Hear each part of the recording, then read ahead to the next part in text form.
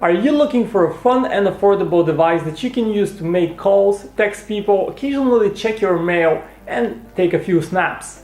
This is the Nokia Asha 503, and it's Victor with Phone Arena giving you a review of this fun device that does just that. It's an affordable device with a lot of color to it, a funky new design, and it comes with a brand new Asha software platform that is optimized for its small size and modest processor. How does it perform? And is it any good? Let's find out. The Nokia Asha 503 features a unique visual style. A translucent coating covers its vibrant colors without hiding them. Colors are the usual bright and vivid red, yellow, green, and cyan, and there is a white and black versions as well. The phone is similar to this summer's Asha 501, and it almost looks like the company took that phone and put it in a glass case. The looks are a bit deceiving though, as the coating is plastic, not glass. Overall, the phone looks very blocky, with no curves, just straight lines.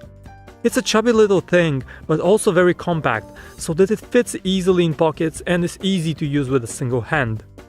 The Asha 503 features a single capacitive back button right below the display, and it works in a predictable and consistent way, bringing you back one step at a time.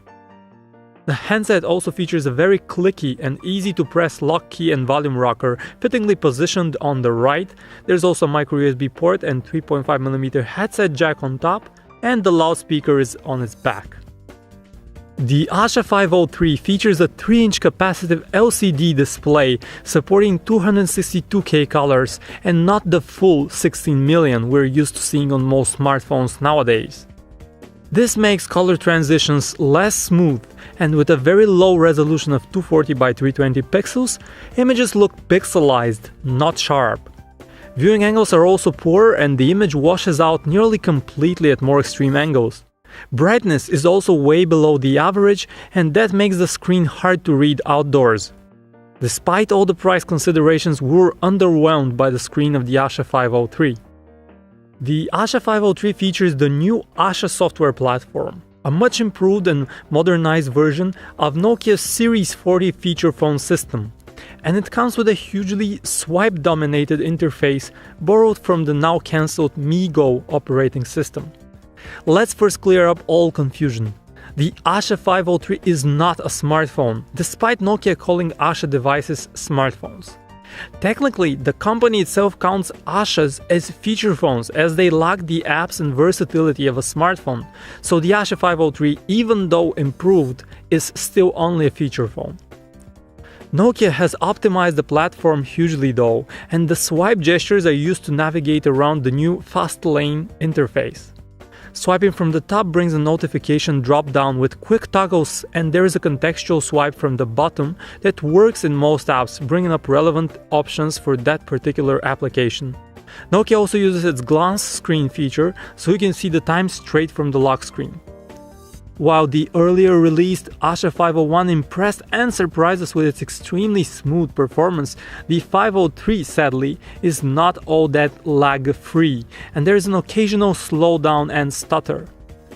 Also, the limitations of feature phones like the Asha 503 are particularly frustrating in this day and age.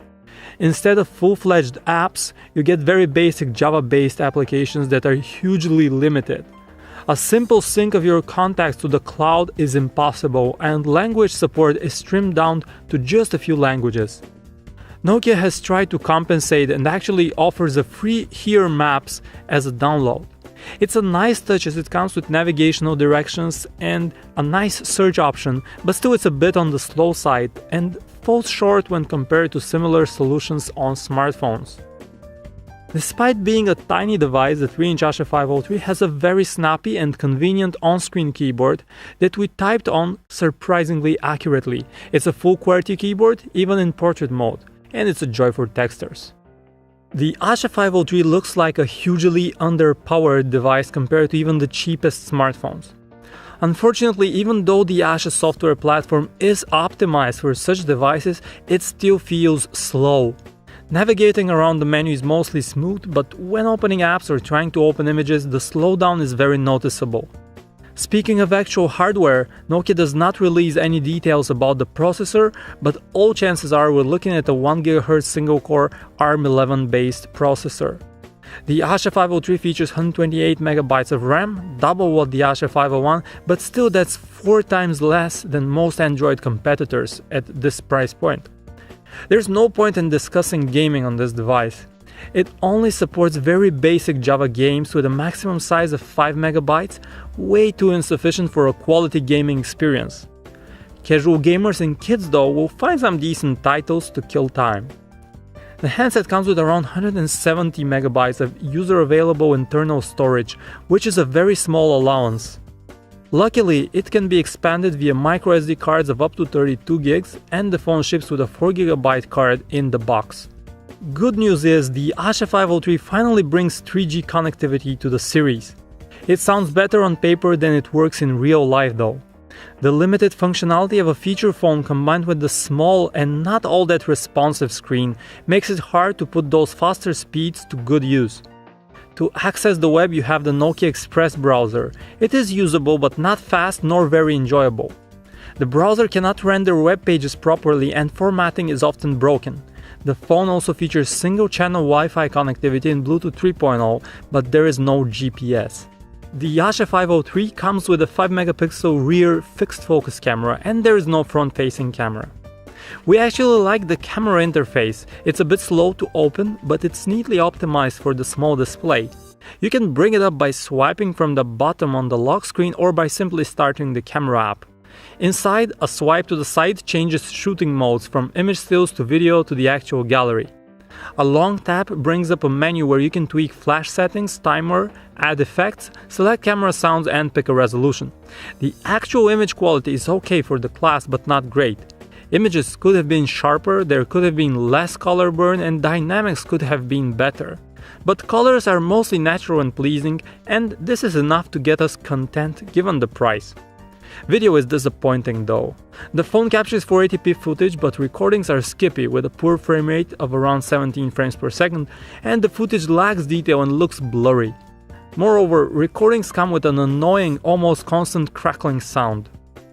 Despite being a tiny 3-inch phone, the Asha 503 could still be used to playback video, and we were pleasantly surprised that it supported all common formats and video codecs right out the gate. We played back files at the native 240 by 320 pixel resolution and there was no stutter. With a microSD card and a basic music player, you can definitely load up your music collection and listen on the go. We like the fact that headphones are bundled in the box and that they match the color of the phone, but the sound quality is nothing to write home about, as music sounds very tinny, lacking any depth. The image gallery is a very basic app that has no integration with social services. Unfortunately, it is very slow to load images, even those 5-megapixel shots that you took on this handset. We are fairly happy with call quality on the Asha 503. It features a single microphone, but our callers reporting it sounding clear enough and loud, and they could easily recognize the natural tone of our voice. On our end of the line, in the earpiece, voices are a bit too quiet. Not so much for this to be a problem indoors, but talking outside in a busy spot, or for those working at a loud construction site for instance, it might be an issue. The Asha 503 comes with a 1200 mAh battery, but while the size has not changed from the preceding Asha 501, the actual longevity has actually dropped down a bit to the average 12 hours on 2G and the low 4.5 hours on 3G. In our few days with the phone, we averaged nearly 3 days between charges, which is still sufficiently more than what we get on most smartphones. We have to say that we like some things about this little Asha 503. We like its fun design, its colors, and its unique visual style, and we like the swipe optimized interface right here. Plus, it does well in basic functionality like texting and making a phone call. But still, for its price of around $100 in the US and 100 euros in Europe, this feels hugely overpriced. For the same price or even less, you can get an Android smartphone with a much larger display, a much better display, a dual-core processor, and many more apps and features that are not available on the Asha 503. Examples? Let's say the Huawei Ascend Y300, a device with a larger screen, dual-core chip, and more RAM and better performance, again, and a contemporary version of Android on it, Android 4.1 Jelly Bean. There are many other options. Make sure to head to phonearena.com, but right now we're not very happy with the Asha 503 and it seems very dated in this day and age. Thanks for watching, see you next time.